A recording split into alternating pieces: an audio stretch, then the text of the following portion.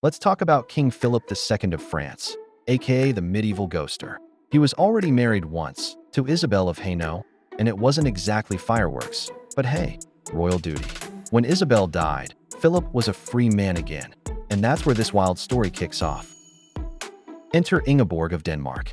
Young, royal, politically convenient, and backed by a fat Danish dowry. Perfect match, right? So on August 14th, 1193, Philip meets her, marries her, and, brace yourself, requests an annulment the very next day. Yes, one day, from I do to I don't, less than a honeymoon, more like a hostage situation.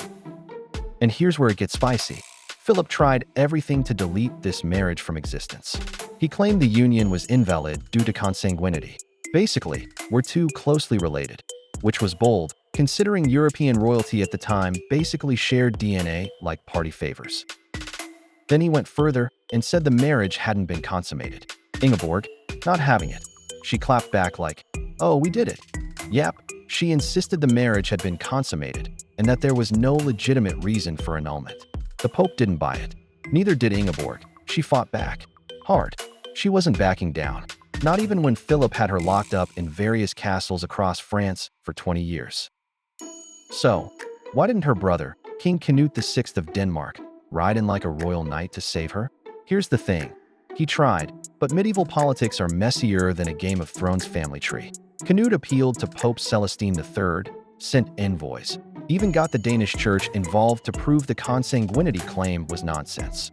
But Philip was a heavyweight, and France wasn't exactly a kingdom you picked a fight with casually. While Philip was out here remarrying, yes, illegally, Ingeborg stood tall and refused to play along. Meanwhile, Denmark was busy in the Baltic, expanding and crusading. Canute couldn't afford a war with France while juggling his own regional ambitions. In short, he didn't sit on his hands. He just ran out of cards to play. Meanwhile, Philip marries Agnes of Morania like the church doesn't exist. Spoiler, the church was not having it. The Pope hit France with an interdict, which basically meant no mass, no sacraments, no nothing until you fix your royal mess. Under pressure, Philip eventually dumps Agnes, but cheekily gets the church to legitimize their kids anyway, because royal hypocrisy knows no bounds. And as for Ingeborg, she's finally freed and reinstated as queen in 1213, but not out of mercy. Philip did it for political convenience, because when it came to diplomacy, she was still a useful pawn. And then, plot twist, Philip dies in 1223. And what do we find out? He left orders for his son to treat Ingeborg well. He kept this woman locked up for 2 decades, rejected her in every court in Europe, and now he wants her treated like a queen? Sir, be serious. To this day, no one knows why Philip rejected her so fast. There are theories. Was she not what he expected? Was he just in love with someone else? Was it a political bait and switch? Or, and this one's been floated, was he secretly into King Richard the Lionheart?